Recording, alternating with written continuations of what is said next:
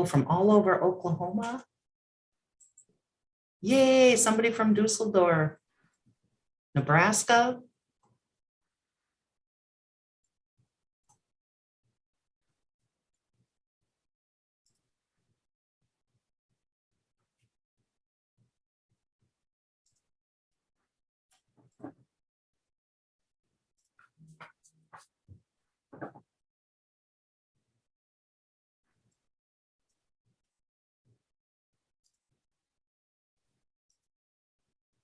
Hello, Tulsa, welcome.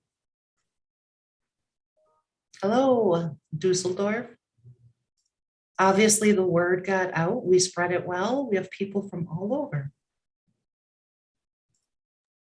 And this is being live streamed on YouTube, so it will be available after the fact, so you can send it on, post it on your social media, and share it widely after the event today.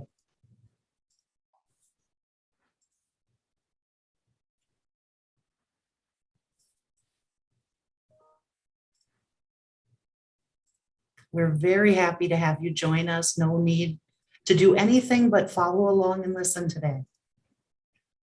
The program is about 80 minutes, 90 minutes with an hour of conversation, and then the last 30 minutes is a Q&A.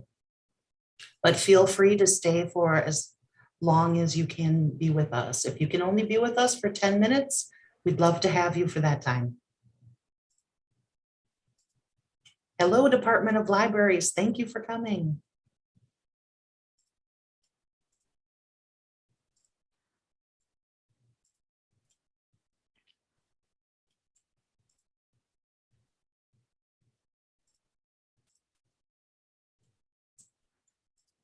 Good morning, South Central. South Central Kansas. Welcome. Let's give it another minute and then we'll get started.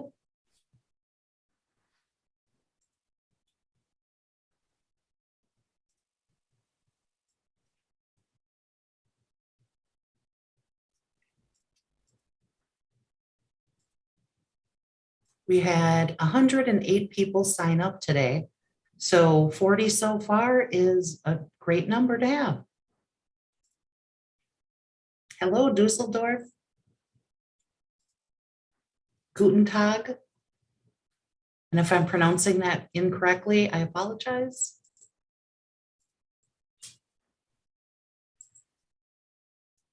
You're doing wonderfully, Kimberly. Thank you, Mel.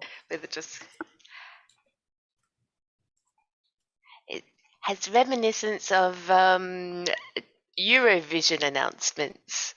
And all the hosts come on and say their different cities.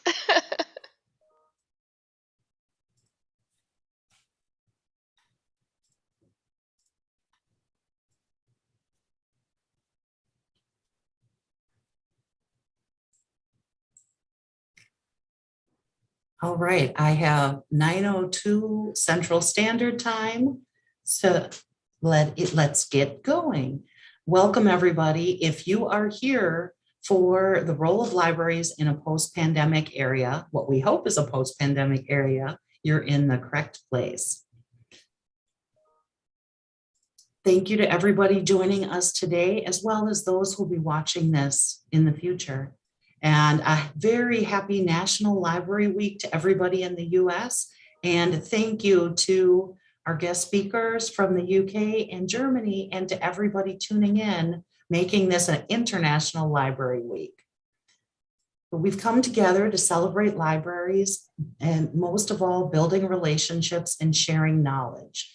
And to prove that something good and even great can come out of a pandemic.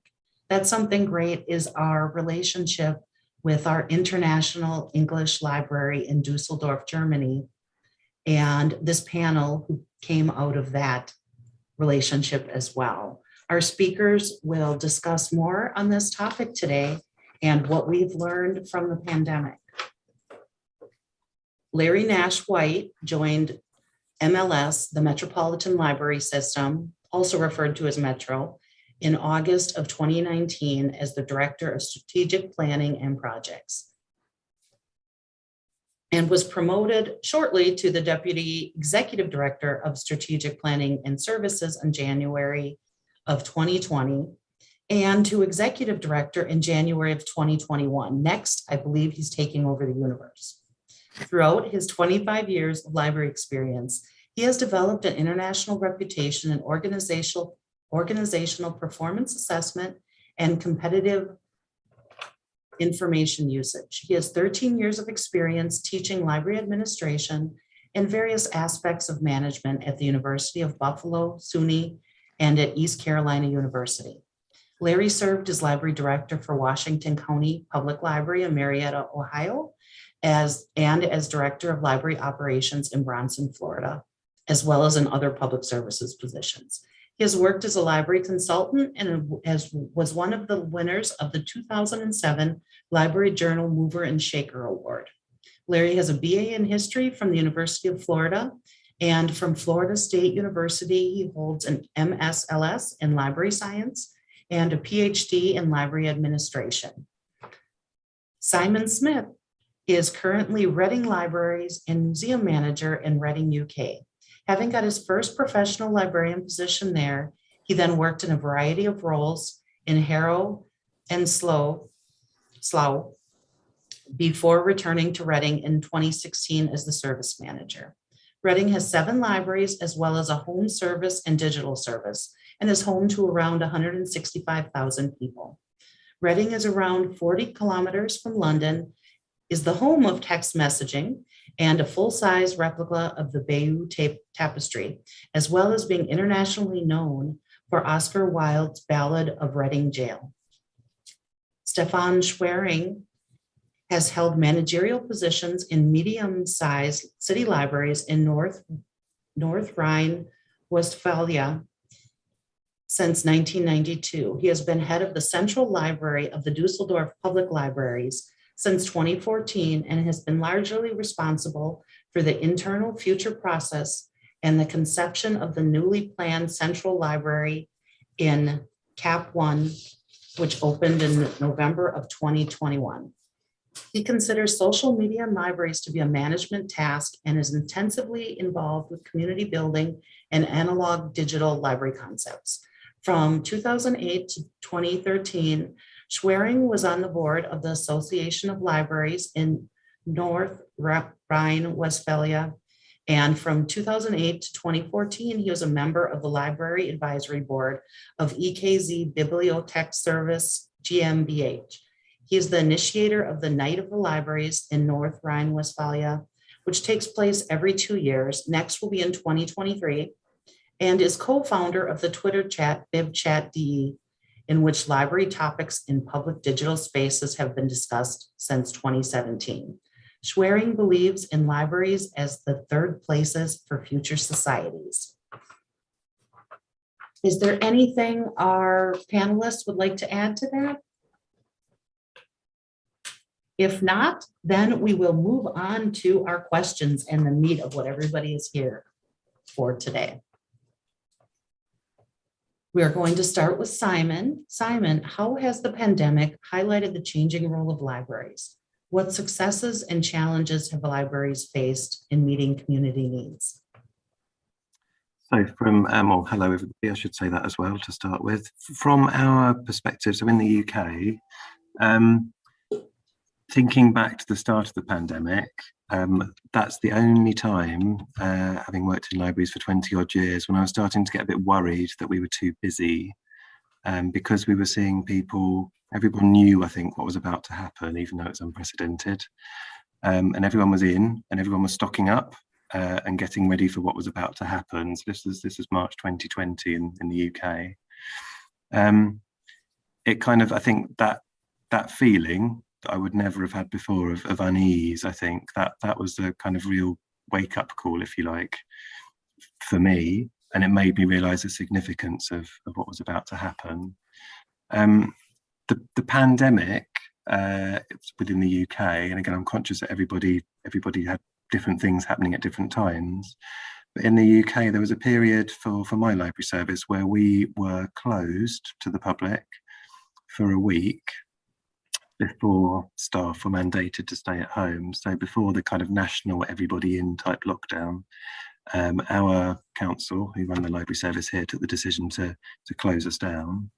And in that week, essentially what we realised we had to do was to get everything in place to run a library service from home. And we didn't know how long for, but we knew that there were certain key things we wanted to achieve. And we needed to pivot very quickly to being that digital service, which up till that point, that had been something we'd done, but not in a, not everything in that boat, if you like.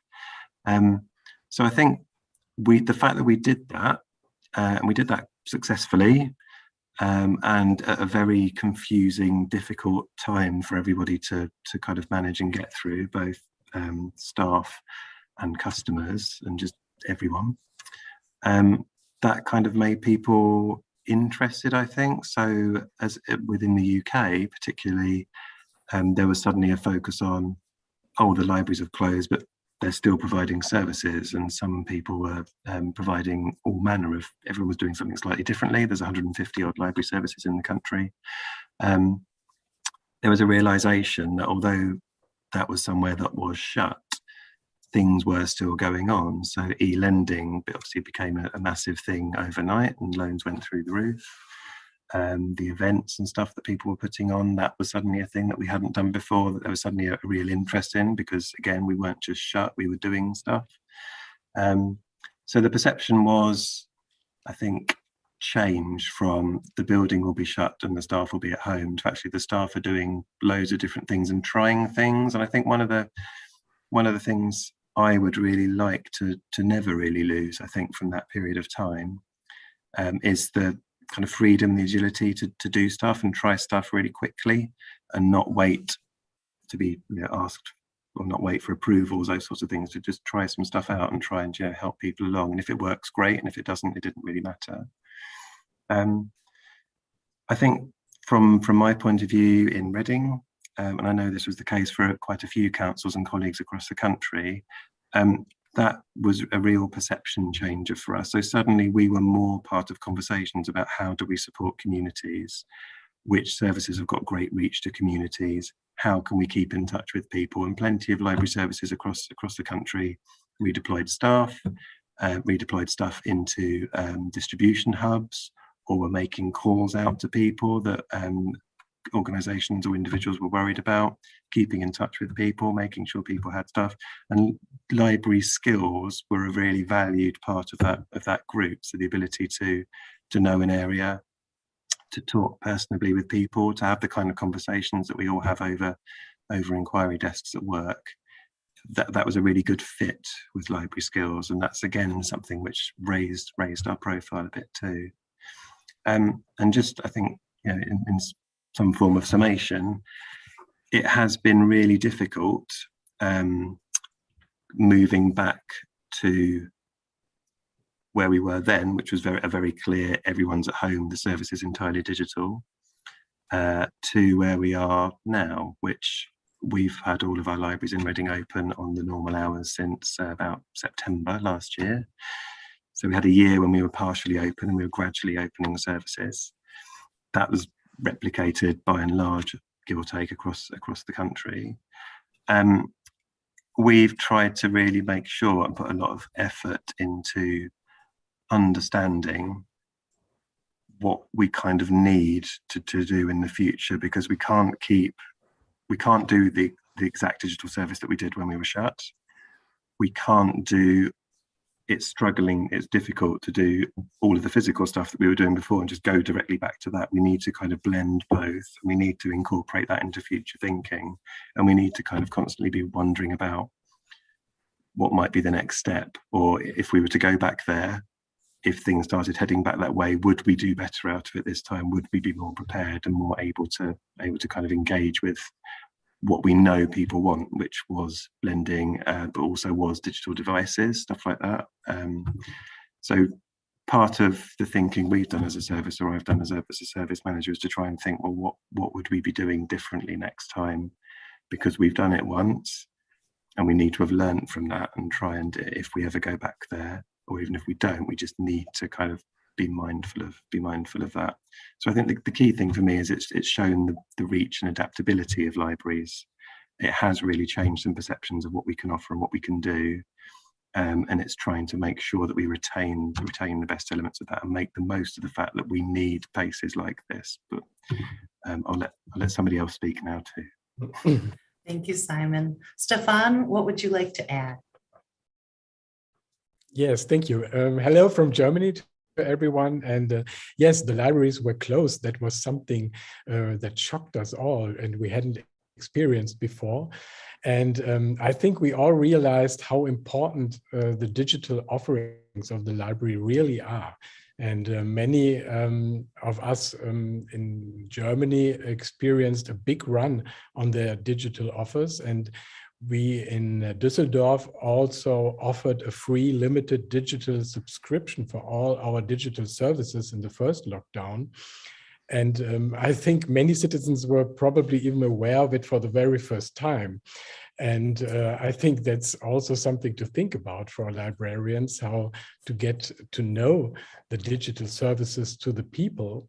And I think it's also good if we don't only put the media into the digital world, but also if librarians can communicate, explain these in social networks. And we had the experience that all the people that work in the library suddenly were not anxious to go up in front of a camera and to explain something that was something new for some of them. And but I think it made also clear, because the third places of libraries were closed down.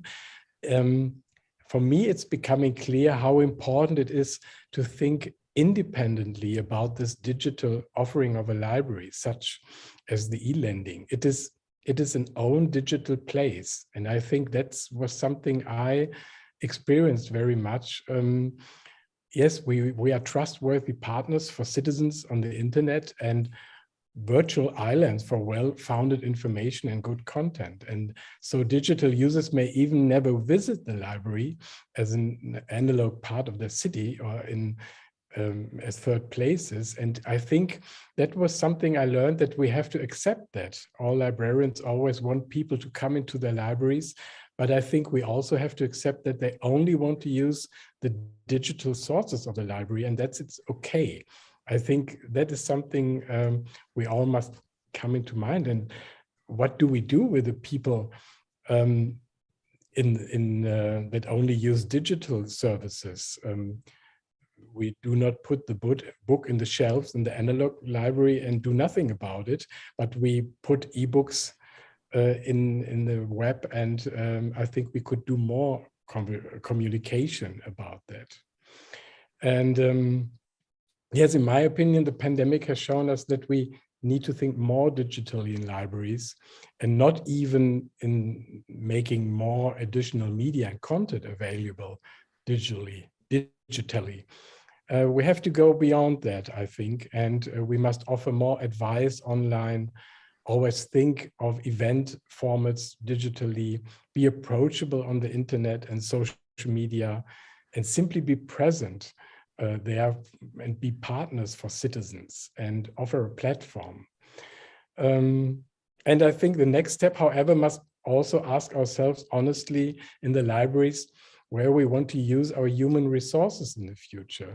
I think much of internal work as building up the stock, cataloging, content, technical media processing must continue to be constantly outsourced. And I think there will be a lot of changes in future libraries. Thank you, Stefan. Larry, would you kindly, concisely wrap up this question? Yes, I sure can. I will do my best. The pandemic has highlighted to us how fast the needs of the community can change. It also highlighted how fast that we need to develop processes to be able to correspondingly change with them. Many people still thought of our libraries as very physical places, very old-fashioned, I guess you would say. One person I talked to said something about libraries were book and mold warehouses. They hadn't really been updated with what libraries can do. And so, there was misconceptions there to begin with. And then COVID hit. We went home one day, and the next day we got a message saying, don't come back. And we were, we didn't have a lot of prep. And we were closed for about 6 weeks in March, from March 2020 to May 2020. And we opened back up for a long time without people. And it felt so weird not having people in the building. It just didn't seem like a normal place. And so we had to develop a complete online presence, digital programming, really build up our electronic collections and other things. And we had to build that pretty quickly. We had to develop the ability to telework, which we did not have before COVID hit. So we had to change a great deal of our organization and make it dynamic, not necessarily anchored down too much, because circumstances changed every day. And so we had to manage the customers' expectations about not only what we could do, but where we were going on a daily basis. And so I would say, one of the key things that came out of it is in following up with what both Simon and Stefan have said, is that we had a business model that depended on people walking through the front door. And we've had to change our business model to meeting people where they are. And instead of being a physical third space and having a presence in that way, we have learned to create a third space digitally, a community third space digitally to connect to the people that we serve, so that they can meet us and we can meet them where it is best for them. Thank you, Larry. Thank you all. Though our second question, I believe many of you already spoke to this. I'm going to ask it anyway to see if there's anything you'd like to add. As we adapt to living in a pandemic and eventually coming out of it, what does the future look like for your library and libraries in general? Simon, would you please start us off again? Yeah, so I think kind of thinking it through, again, looking at the UK, we're kind of looking at, well, how are high streets recovering? So are people still coming into towns? When we first came back, there was it felt like, and actually statistics showed that the town centre was quieter, and all the neighbourhoods around the edge of town, or the suburbs, those shopping areas were busier than they had been before. And gradually, I think people have come back into town centres and city centres. And it may just be a UK thing again, but we're seeing, looking at the high street and looking at businesses on the high street, fewer businesses have reopened. Lots of people got used to ordering online, and high street shops have really, really suffered as a result of that. So some big kind of traditional things on the high street aren't there anymore. But libraries are. And there's a kind of interesting question there as to, are libraries now one of the key anchors, or are those kind of cultural experience key anchors of town and city centres in a way that they maybe weren't before? Maybe before it was more retail with culture at the side, and now maybe it's culture and libraries front and centre. And one of the things that an attractive library and attractive cultural space in your town or city centre is now something that we really, really need. There's space. It might be space that we can kind of move into there. So that was one of the things to kind of pick up. I think the other thing in the UK again, particularly, is we're looking at supporting the children, particularly that were either born or were growing up or quite little during lockdown. So there's some work going on to try and make sure those children are catching up, or are used to socializing and are used to socialization type activities. And we're looking at language delay, and obviously libraries have a key part in all of those things. And again, because of what happened during the pandemic, and because of the kind of increased interest in what we've been doing, so doing online stories or singing or whatever it happened to be, we are kind of more involved in those conversations, I think, than we would have been, and trying to support communities back. There is also a concern about the economic side of things. So again, that's something libraries can play into, because libraries that are looking at supporting people with skills and back into work, support using the IT that we've got, and the intensive nature of the support that we've touched on. So maybe now, since lockdown, people need more support with IT. So there's always been people that have needed support with IT, and that's what we've always provided. But now support is that much more intense, I think, or needs to be planned in as being so. The other kind of thing to I think highlight as well, from my point of view, how we're used, as we've kind of touched on a little bit, is different. It was really weird not having the buzz when we came back, and not having people just milling about doing stuff, and not having, be able to walk through any library and know that there's a class of children from a school in, or there's people over there singing, or everyone's getting ready to do this, that and the other. It felt quite flat to start with, and that's gradually has been coming back. But our visits here are about 70% of what they were 3 years ago, and our issues are about 85-90% physical issues, and then once we now add e-resources on top, it's a little bit more. But the e-resources, which really took off, obviously, are now about a quarter of our lending business, if you like, and it was less than 10% before this, and they've stayed high. They've dropped down a little bit, but they've stayed very, very high. So people do clearly like that and value that, and the fact that particularly in Reading, we moved to, you can join online. You can instantly get access. You can make that into a proper, full membership. Those sorts of things. That was really kind of customer focused, and we should have done it before. And it was this pandemic that gave us the impetus to do that. So it's kind of like I touched on the first question.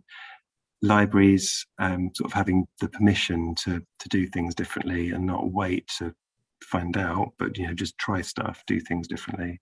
I think we do need to retain that, like I said before.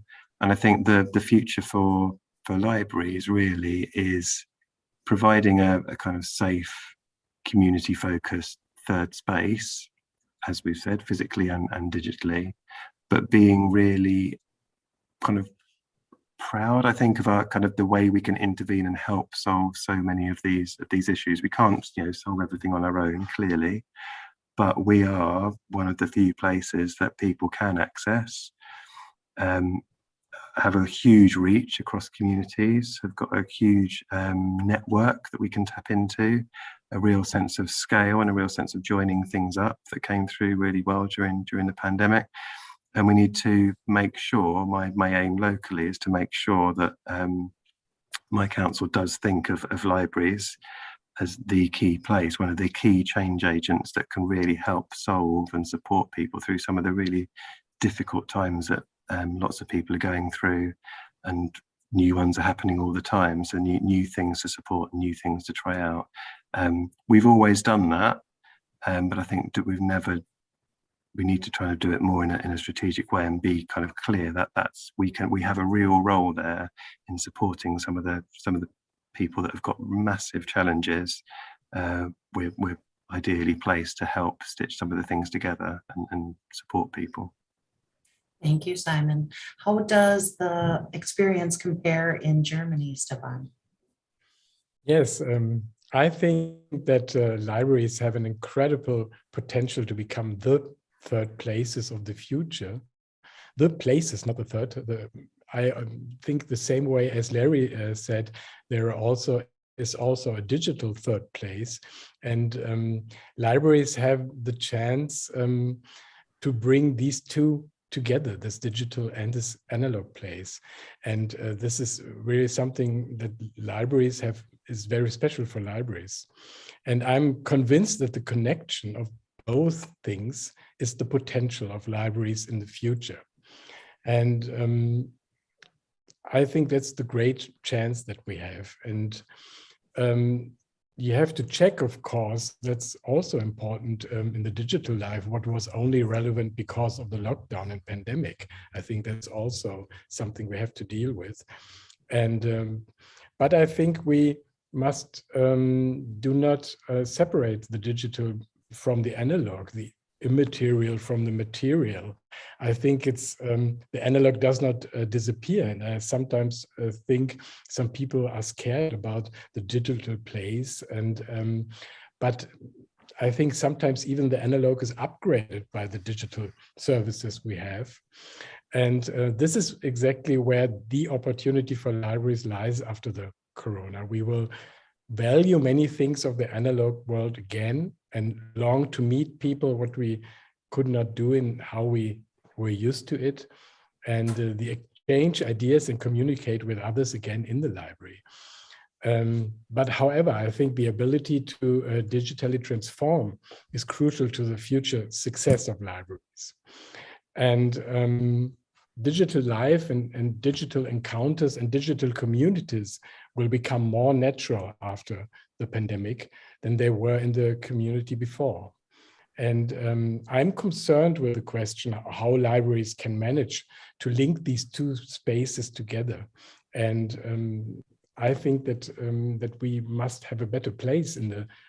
When I think of Germany, I think there must be more. The libraries must be more visual in the digital life, in social media and digital communication. There must be more of it. And yeah, sometimes I think libraries also could become places where the digital and analog worlds are linked, because public libraries are then, to speak, an analog Facebook and of a city. And whatever people are interested in, whatever they want to try and learn, the library will help them. And we're planning an app in our library, in the new central library, where we want to make it possible for people to connect with augmented reality in the library, in the analog library, but meet digitally and then meet again in analog. And I think this is an example for combining these two things. And yes, I'm very curious, and I think the pandemic has great chances for libraries. Thank you so much, Stefan. Barry, what would you like to add to the conversation? I think some of the things that we've learned, both as the Metropolitan Library System and as a public library in the public sphere, I think three big takeaways for myself and maybe libraries in general is that, you know, we used to be in the industrial economy, then we were in the service economy, and then we were in the information knowledge economy. And now we've transitioned to what I think is the next step, which is the experience economy. Everything is going to gear down to the experience that you have.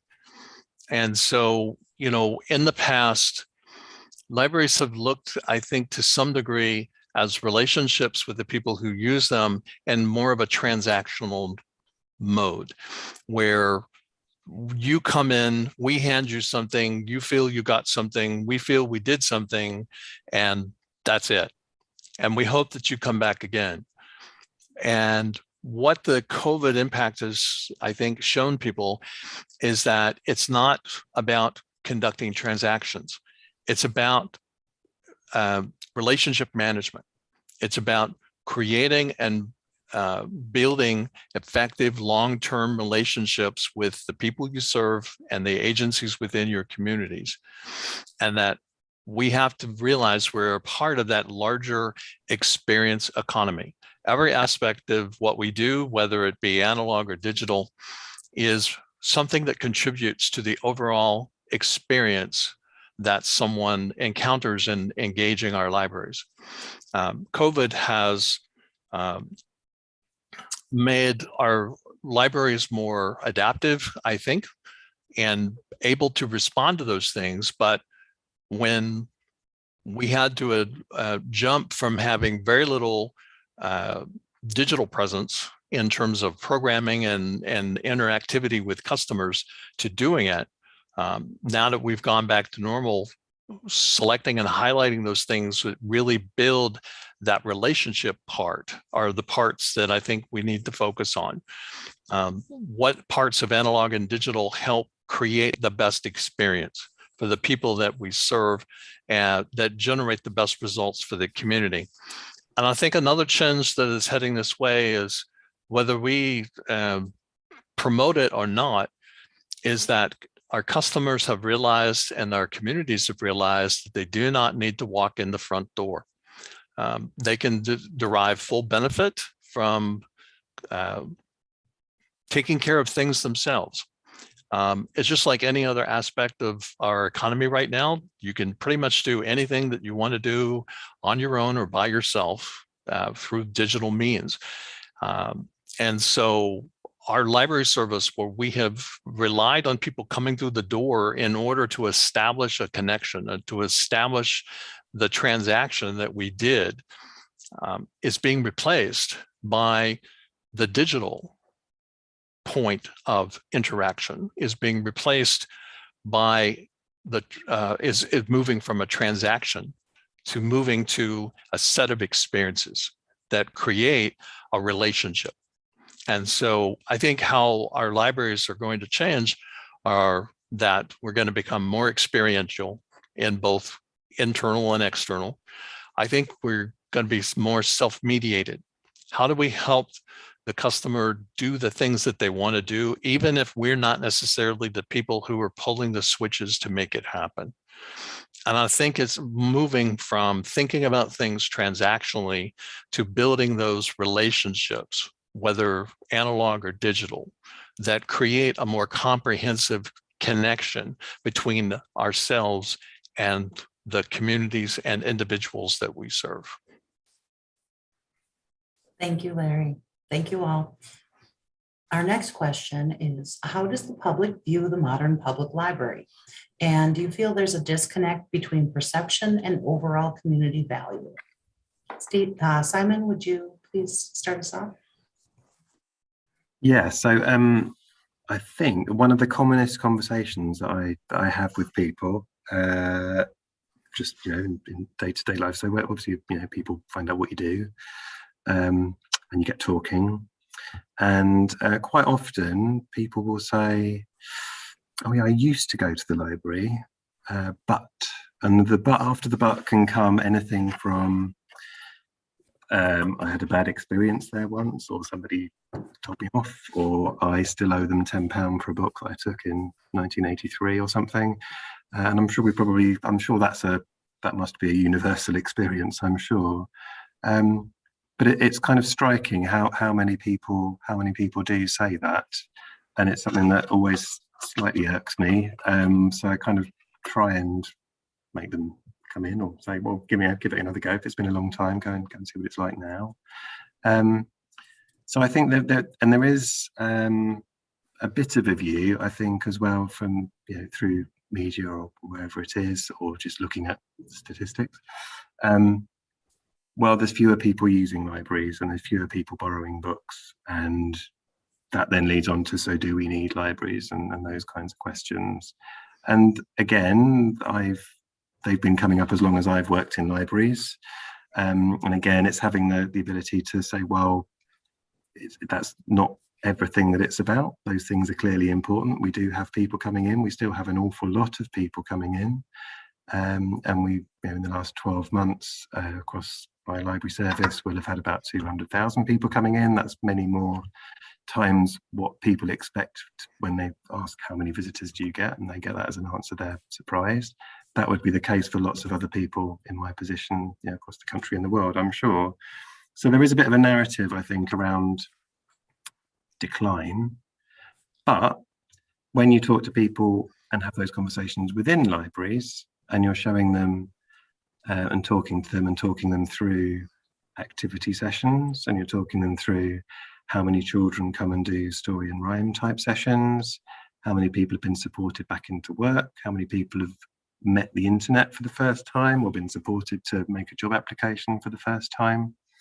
And really fundamentally, how many people use the space for studying and for potentially running businesses, but they just need a space that they may not have a space at home.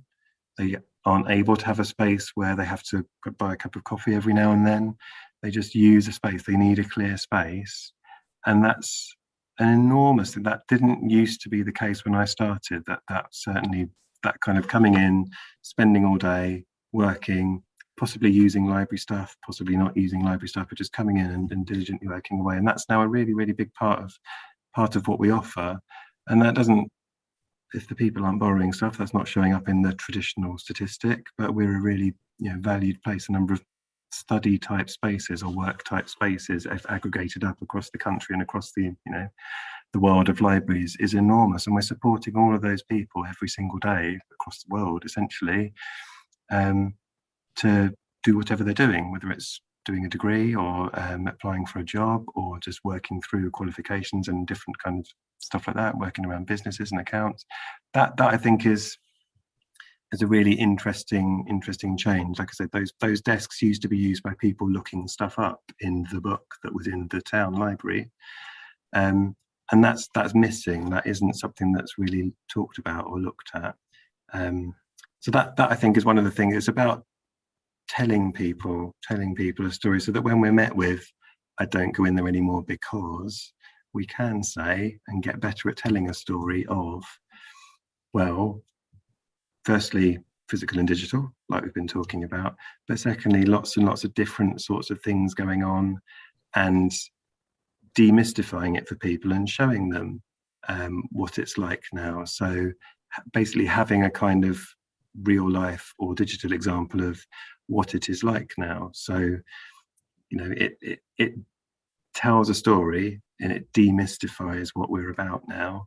And it's clear to people that this is how the library service works. And some of the really amazing libraries that, from all over the world that we were kind of talking about before everyone came into the room, that we've all kind of been to see, do a really, really good job of kind of opening up the space and telling people a story, have got fantastic digital resources explaining this is how you get through, this is what you do, this is how we'll support you.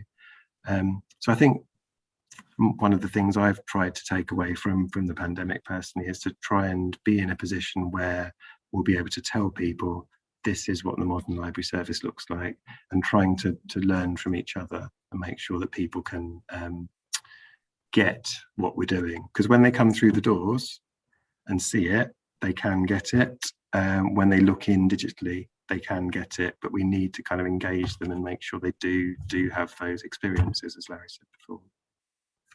Thank you, Simon. Stefan, would you like to add to that?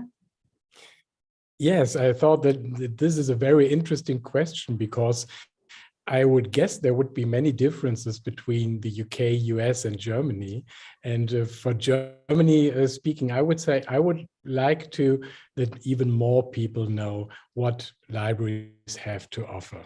And I like the expression you said, Simon, that we have to tell a story about our library, like perhaps a fairy tale of our library. We have to tell how to get people into it.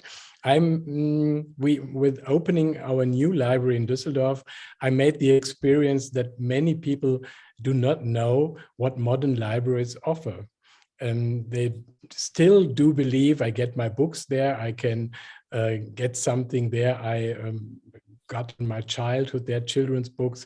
But when we present them that you can have a 3D printer, or you can experience virtual reality, or you can book a room where you have video and audio possibilities to record a podcast, or you have boxes where to learn and all these new features, or even drink a coffee and meet people, and you do not have to read in the library. That's something people don't know out there sometimes, I think. And in Germany, I always think we have to do more marketing and more bring it to the people. And yes, I like this idea of telling a story about the library that goes to the people. That's very nice. But that would be a question I really would like to discuss in detail. That's not the time today. But I think what I always have the impression in the UK and in the US, there is and more people go to the library and more people have a different image of libraries today.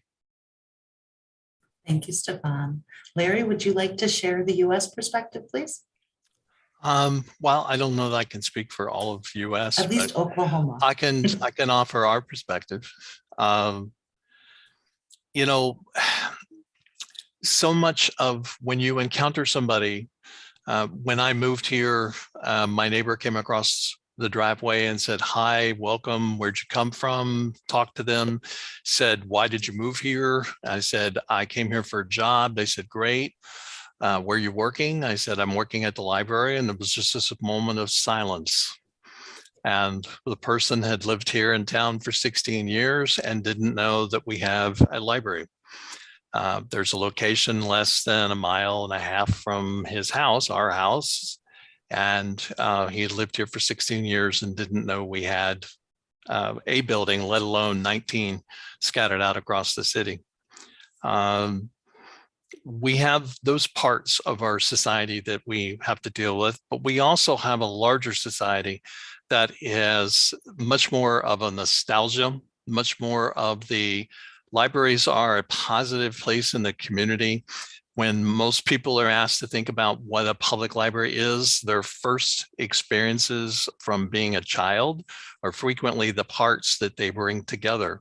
They remember the stories that they're told when they're children. They remember reading the stories, and they have that kind of nostalgic thing. And whereas our libraries today, as we've all discussed, are working to become both analog and digital, creating a third space digitally as well as in person, we have the folks that have that nostalgic look of, it used to be, we read a book and we were all in person and having that old nostalgic feel, but yet having very modern needs. And those two things sometimes conflict in terms of what people expect.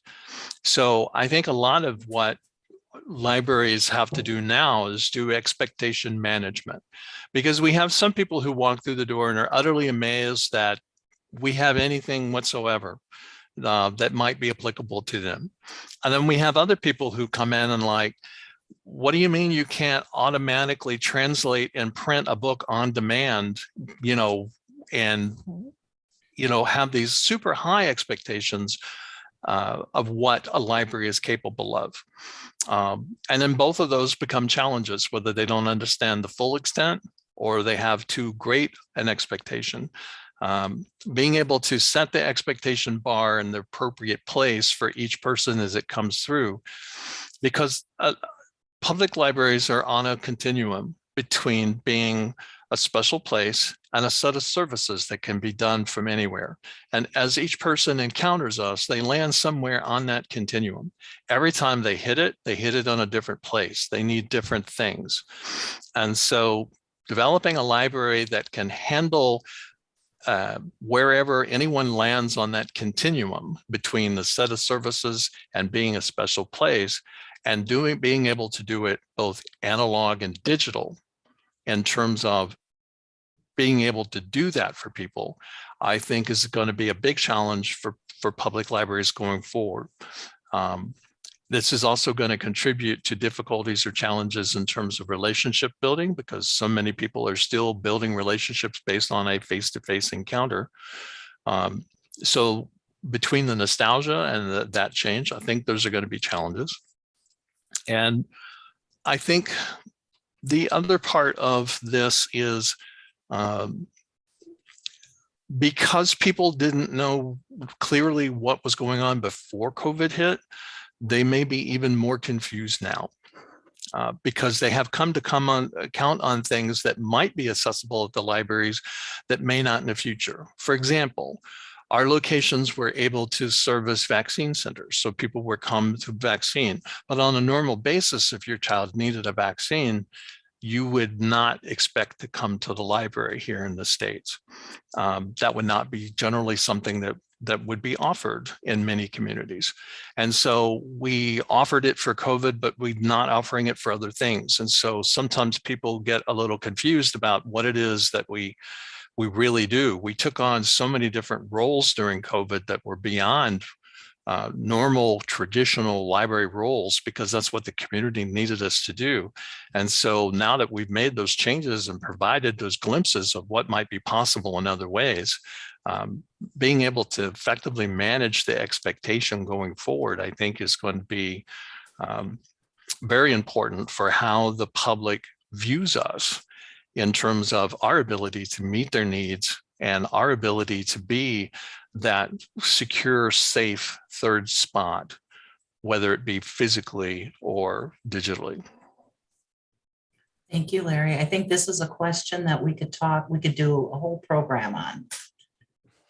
Our last question, and then we'll take, this is the last question for, that we had already selected, but then we'll take questions, and I've seen quite a few rolling in from our audience.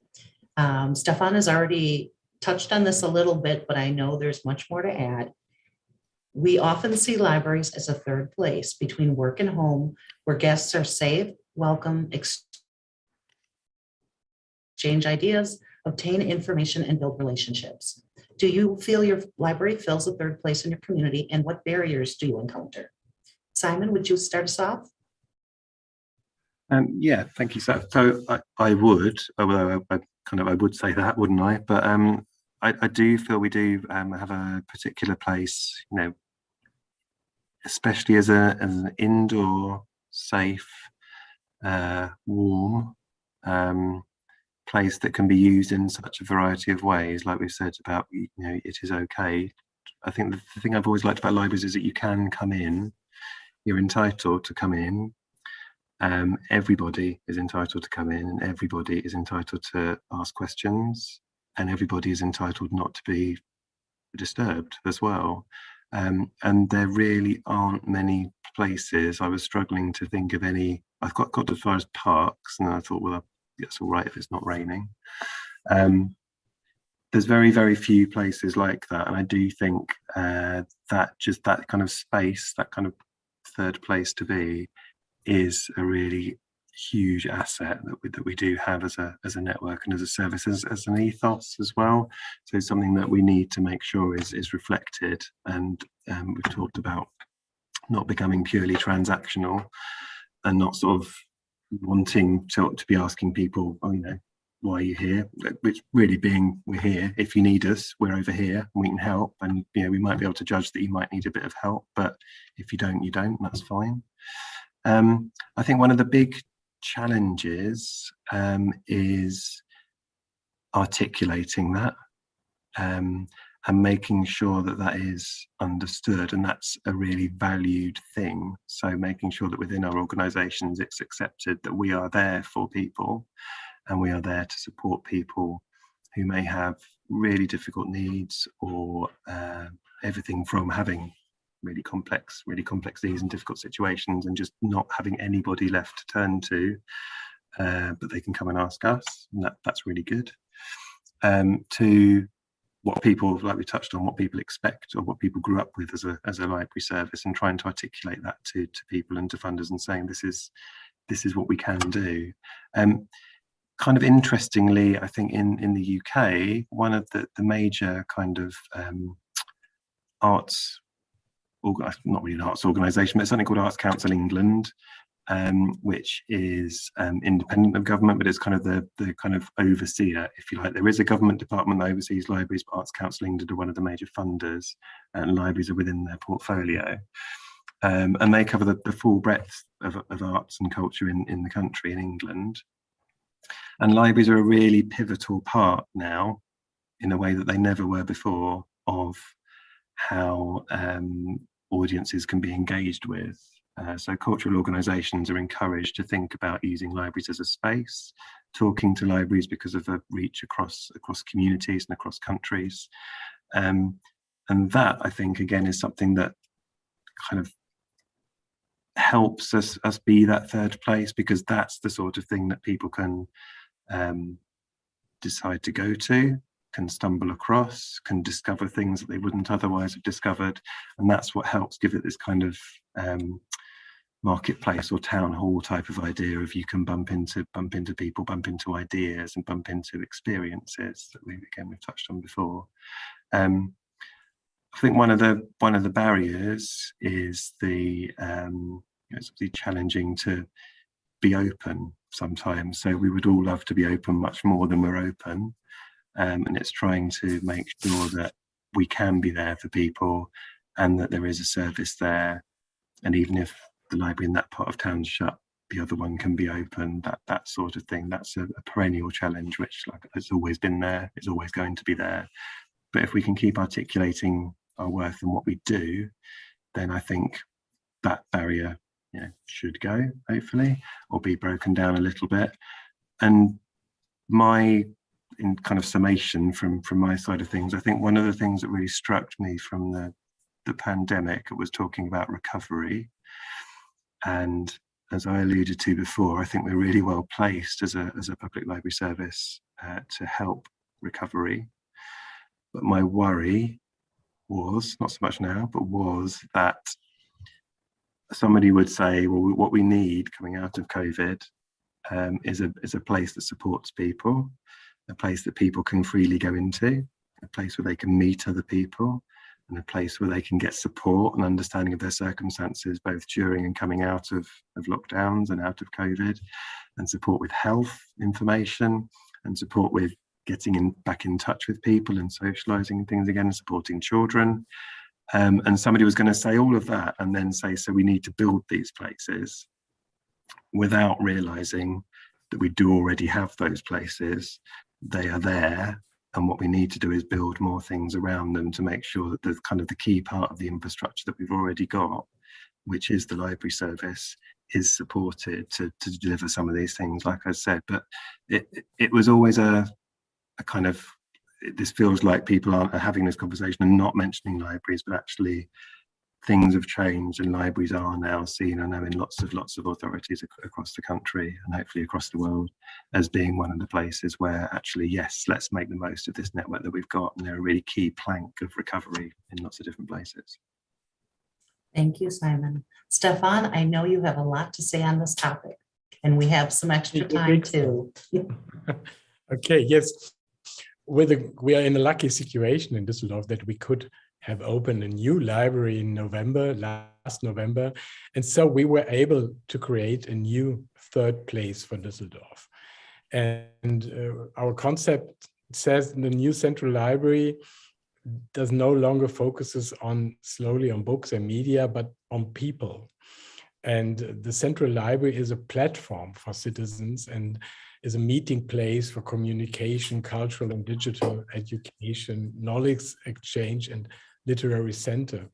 And we invite all the people to do it here. And how do we do it? We created 15 different places in the library where you can meet, where people can meet, where people themselves can meet, and we can also organize it. We have conference rooms, we have little places for meetups, and we have a great, for a great audience, a room and a little hall. And you can also marry in the library. We have a room where you can say yes to someone. And I think that's also shows of how we see the library as the place for the citizens, and all aspects of life can be in the library. And when we opened the library new and all the people came in, I realized some of the people didn't care about it, that it was new, and that I was a bit surprised. But on the other hand, I was very honored the people come in and use it as we expected them to do it, without saying much. I think that was a great thing I really liked about it. And yes, we have all the chances now to do it, and because we're just new at it, and we just create that it comes to life. When you open a new library, you have to do a lot of things that it comes to life. You have to organize a lot that it comes to work, that it will work out as you want to. And yes, but I'm very optimistic about it, because we have all the things we need now to do it. And we have a children's library where you climb up a little tree, and we have a lot of things that you can really make you love the place, the library. But there is also a thing I think for libraries that's very important to be the third place is for our democracy. When I see all these political things around, I think that was what Simon said, that everyone can come in and everyone has the same access to everything. And that's what we always say, our people, we have books, we have all the information you always got from the library, but we have also a lot of digital things you can use, you can get to know. We have working places where you can use internet and programs. And so, yes, we have a roof garden, we have a cafe, and so we have all things we need for a third place, the library as a third place. And yes, I can say yes to your question. Thank you, Stefan. Larry, would you like to add? Sure. I think we are definitely a third place in our community. We are becoming a bifurcated third place, which I think in some ways is going to create a challenge for us going forward. But I think it is going to help support how people connect to us, whether it's still in the walk-in and analog mode or coming to us through a digital mode. I think part of libraries moving forward in general, but maybe more so in terms of establishing a place, is talking about the story. Simon alluded to it earlier. You know, libraries are great at telling stories to children and to people. Libraries help people tell stories. We even teach people how to tell stories. But sometimes we don't always tell the best story about ourselves and what we do and the difference we make. And so I think one of the challenges to being a good third space is telling the good story that helps us become the new type of third space that becomes that bifurcated, that's both analog and digital, provides the same degrees of access and interaction and support to the community, regardless of how you choose to interact with it. I think moving from transaction-based thinking to relationship-based thinking is going to help us in developing a effective third space, because then we will generate experience which creates great long-term relationships. I think too, one way that we are really creating a good third space is by in learning about being a digital third space, we've actually created new connections to the community. As people weren't able to go to work, they had to have a place to have their meeting. When people couldn't go to the doctor's office, they had to have a place where they could do the virtual doctor's visit. And so many people who didn't know anything about the library or did not have a full understanding of what we do came to us maybe in desperation, maybe as a referral from some of our good customers. Hard to tell, but they came to us for a really solid need. And we became a third space in new ways. We've always been a third space for the support of democracy and public discourse and public education and many different things like that. But now we became a third space to help support learning and health and business and education in new and different ways that we had not done before. And so I think we are a third space. I think we are a transitioning third space moving forward.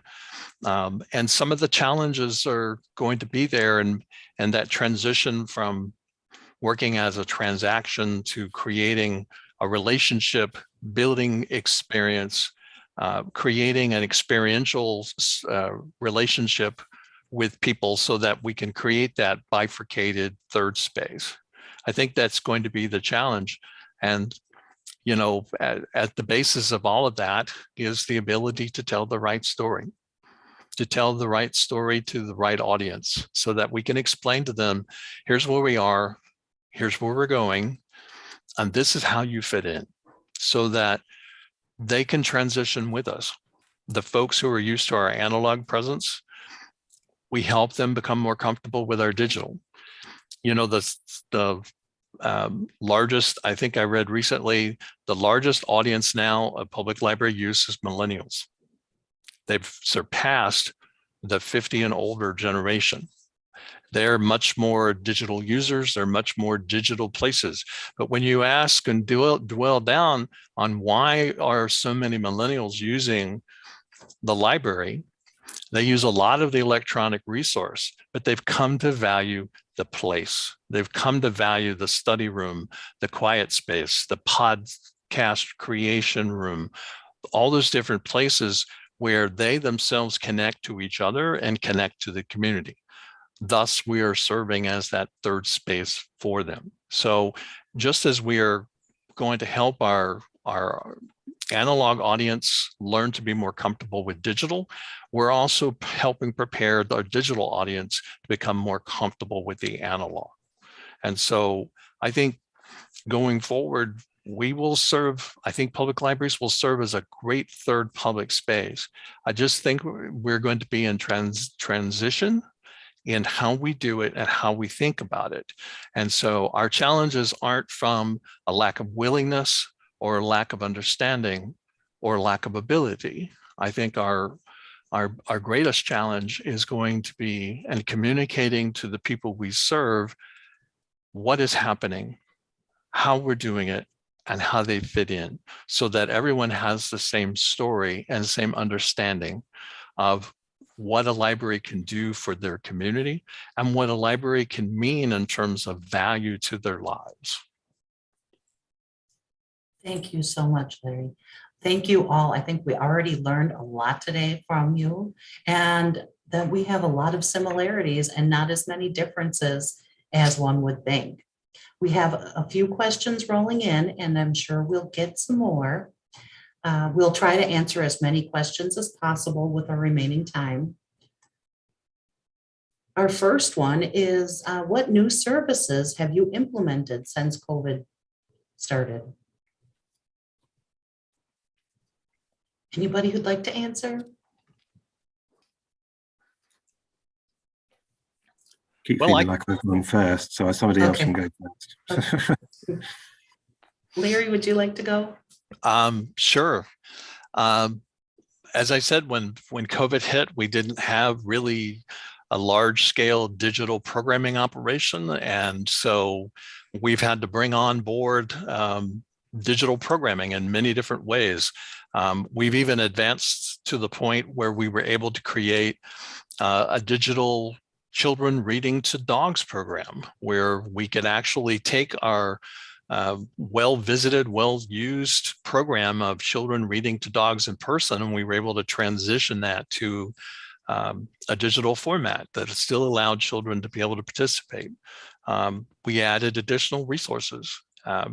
We have now, our libraries are in the process now of implementing being public notaries for our communities, because so many people now have documents, now have things that they couldn't get to during COVID because many local government offices were closed. Many places where someone could go to get a notary were unavailable. And yet people still had the needs for their documents and their life processes to do things. We have gotten, now that we've been able to get back out into the community, we have enhanced our outreach operations. We've enhanced our social media enterprise in terms of connecting to the community that way. And I'm probably forgetting a half dozen things that my really, really good, hardworking group of folks have brought forward. Thank you, Larry. I'll add a couple. Take-home kits has been a big one, as well as doing things virtually and internationally like this. Stefan, would you like to add? Yes, I think we got much more things online we provide more things online to lend.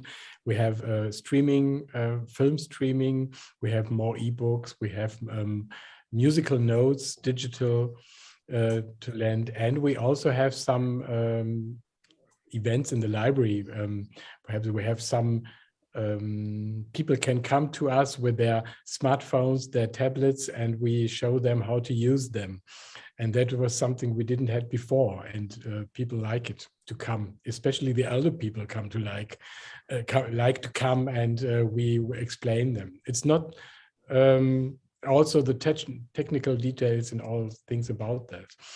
And I think we're going to stream events, what we didn't do before, like in that way, and some of these things.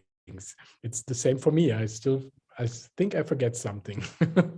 Yes, hybrid programming is something that we're doing more of and intending to in the future too. Anything else to add? Otherwise, I'll go on to the next question. I think I was just going to sort of add in one of the kind of really key things that we learned actually was that staff could obviously film themselves doing stories. Publishers did some helpful stuff with copyright temporarily, which helped with that. But we kind of realized that we had the ability to sort of properly film some stuff for the first time. So we do, and I know lots of other libraries have the same sort of experience, sort of where we would have previously had people on visits to do stuff or to see a particular part of the library or to investigate part of the local studies collection, to give an example. We filmed it and we put it out. So our kind of contribution last year to the thing called Heritage Open Days in the UK, which is a national thing, we filmed rather than had people in to do, and it was brilliant.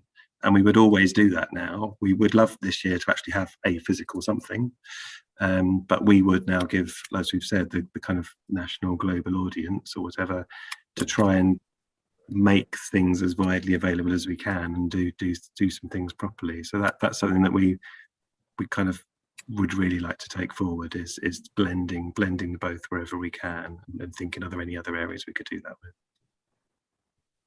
Thank you, Simon. I have a hard question for you next. What is the definition of post-pandemic? And do any of you think we have entered a post-pandemic period yet?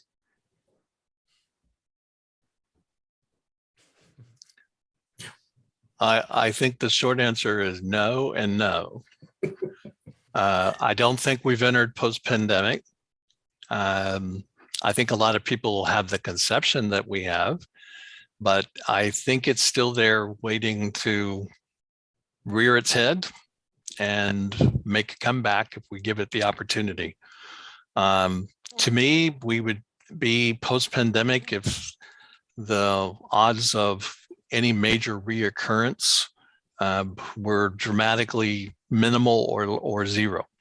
At that point, then I would say we would probably be close to post-pandemic, but I don't know that we're there yet.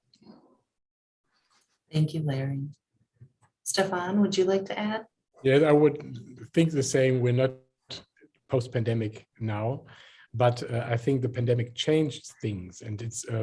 I think the lockdowns were the thing that changed most. And I hope we don't have a lockdown again, but you never know. But these lockdowns, we had 2 in Germany where the libraries were closed. And I think that changed a lot. And we also had restrictions to who can visit the library and all these things. But the lockdowns, I think, were the most important things that changed most. Thank you. Simon, I think no and no is a really good answer. Yeah, I think it's now trying to balance the kind of huge range of people's expectations and where they've at and what they've been through, and then them all sharing a space and staffing that space. And there's a whole range of continuum of experience there as well, and trying to keep it in a place where everybody's respectful. And everyone's bringing something different to it, but some people would say yes, the pandemic's over, and and they'll be sharing a building and sharing a space with people that are still quite fearful to be out with good reason. So it's that kind of balance, I think, and it kind of again does come back again to us being a place where both views, you can have both views. It's just down to us to try and manage things and make sure that there is the space there, so that people that are nervous about coming out or nervous about working in the space, there is something there to acknowledge that and support that. But yeah, I think that's kind of where we're going to be for quite a long time, it feels like. Thank you. What is everyone doing in terms of outreach to ensure the community now knows about us? Larry, would you like to start us off? I can start. How are we getting out into the community? I think there's two things that comprise that: getting outside our walls and making it easy for people to interact with us where they can. I think being out there and visible in new ways and new modes of marketing and communication, being out there and contribution, where people can actually see the effort that the library generates for them. I think telling the story of benefit, of helping people understand the good that we do for them, even if they don't even realize that we do it for them, being able to communicate it to them in new ways that they understand. I think helping people find that transition between analog and digital. Again, whether it is a third space analog, third space digital, helping people find the pathway to that place that makes them feel the most comfortable, or wherever they land on that continuum between being a place and being service. I think however we can demonstrate that to them and demonstrate it to them repeatedly is a great way of keeping the library out there in things. And I think the other thing that is helpful is maintaining a perspective of external viewpoint, trying to be less internally focused on how we do things and being more externally focused on the difference that the results of what we do create. Thank you, Larry. Stefan, would you like to add anything? Yes, I think the library should be open-minded to people and to invite the people into the library. We do it with different events in the library and try to make events that combine digital and analog. For example, we have an event that always invites people that are very known in social media, and we get them into the library and interview them about their life in the library. And we combine analog and digital, and also social media is a very big part of our work, and we are making a new concept now to reach people there and to try it to get the message out in social media. Thank you, Stefan.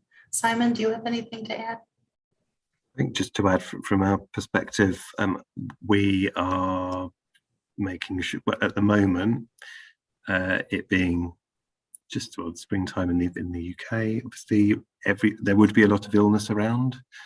There is a lot of illness around on top of COVID as well. So what we're looking to do, I think, is when we get to a slightly more settled state, both with staffing and with kind of events being able to go ahead without a reasonable chance of cancellation, which is how it feels at the moment, trying to really, we are kind of itching to get some messaging out there, get some outreach type work going on out there.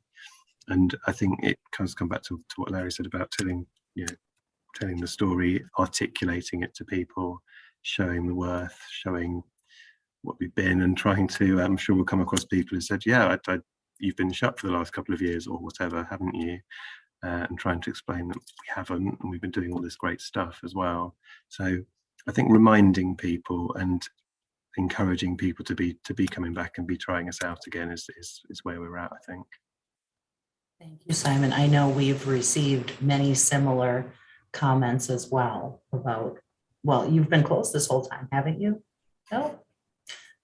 I have a question that I know is right up Stefan's aisle.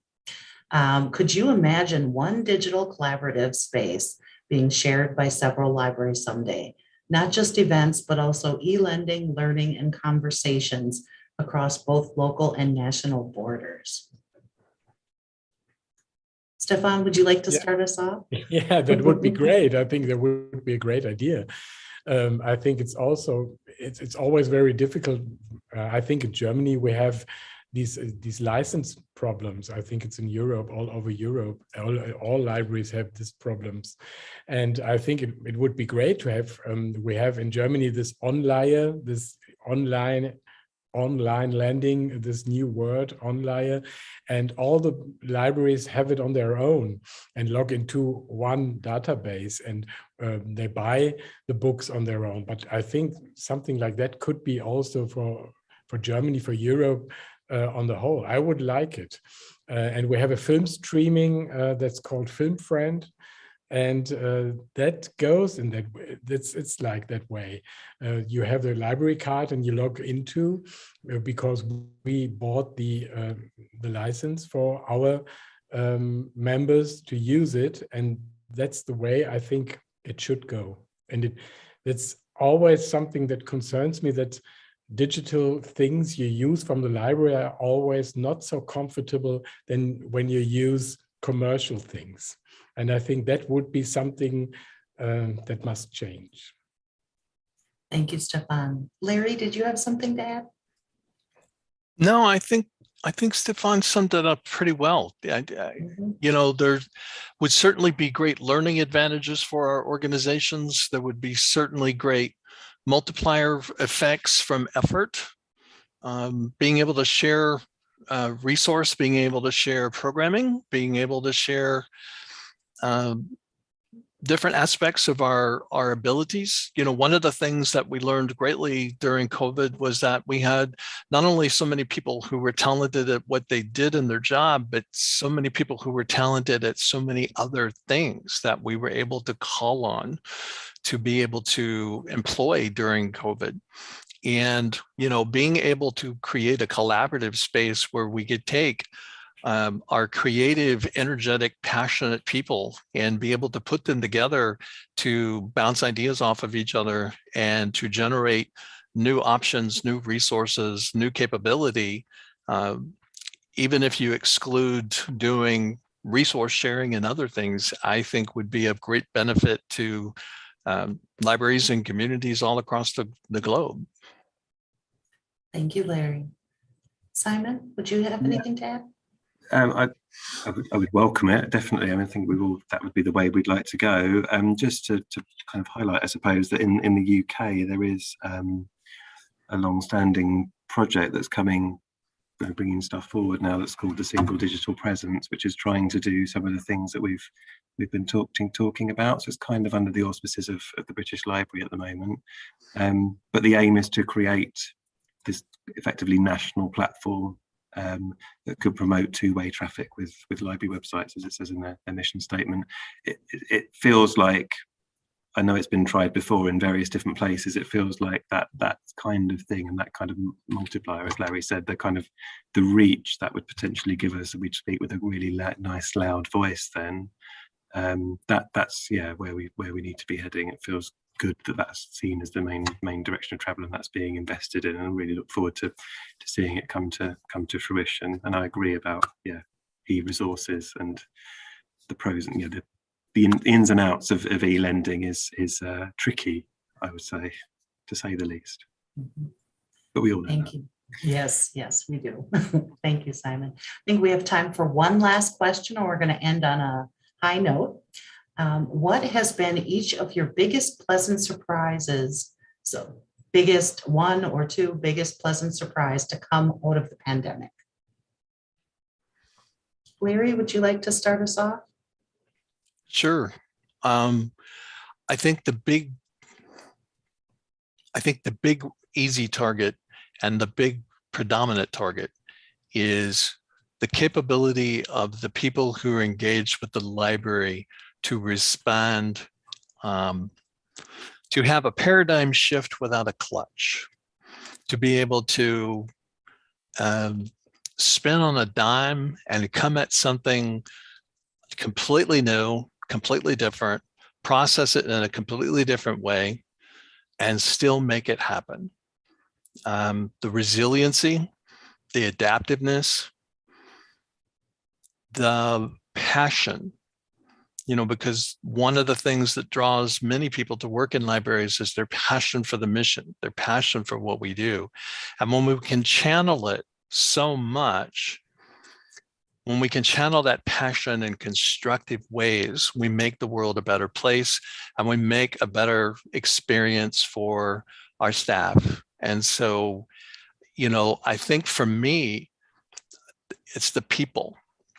Our staff have been incredible at responding, taking on challenge after challenge, living in a flux on an almost hourly basis of what is possible, what is not possible, what we have to do, can't do. That has been very tiring. That has been very impacting. And yet our people are still there. Our people are still giving 103% of everything that they do. They're still coming up with ideas. They're still coming up with laughter. They're still coming up with tears when we encounter someone from the public that needs the support, and we've heard and listened and responded to what they've said.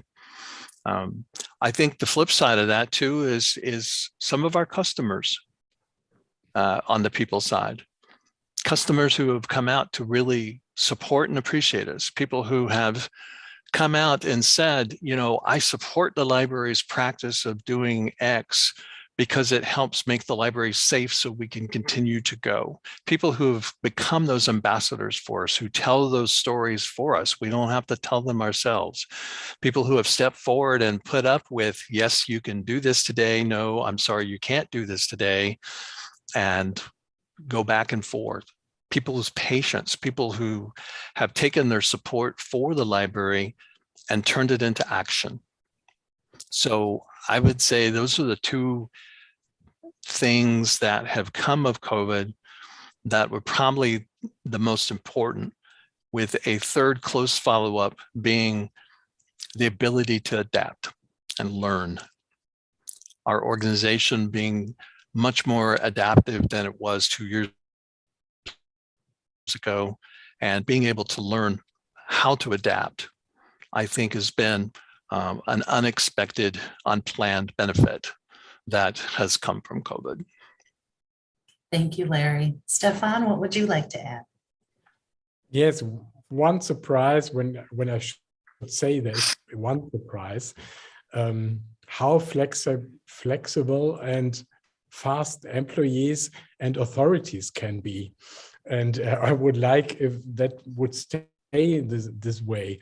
That wasn't sometimes not possible before. And the capability to improvise things.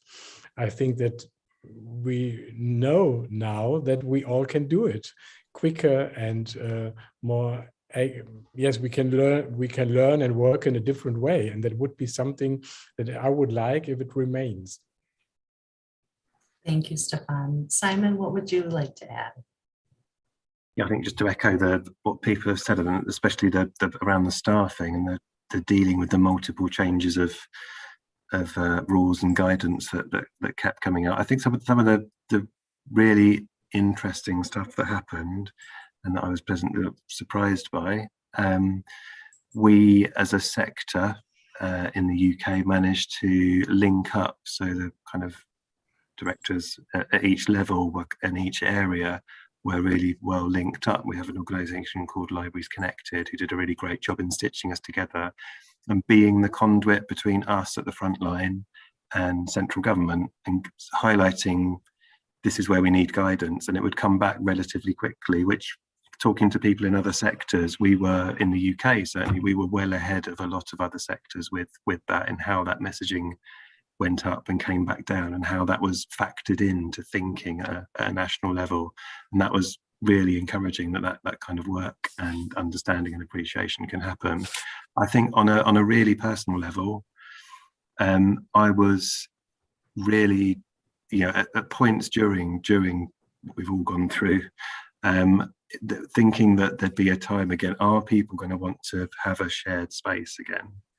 Because we were all desperate to have a shared connection at some of those periods, but were we going to be comfortable with having that, and how would we manage that, and what would be the parameters of having that? And seeing people coming in meant that they were there, and starting to do some different things with them, and starting to get back to the first event and those sorts of things, and bringing people on board with that, and just seeing that there was a huge pent-up demand for that. That was really, really sort of joyful. I think it was lovely to think that it had gone within a year, with admittedly the vaccination program going great guns in the background, reducing people's fears possibly. A year from kind of sitting in a room and thinking, this is taking a long time to run a service with no buildings. This is really exhausting and really tiring. What's it going to be like when we're back in? And then a year later, we've got thousands of people coming into buildings. That was really pleasing and joyful to see that there was still an audience and we could still provide it, and we pivoted every which way, but we'd come back to welcoming people through the doors of a building. That was a great feeling. Thank you, Simon.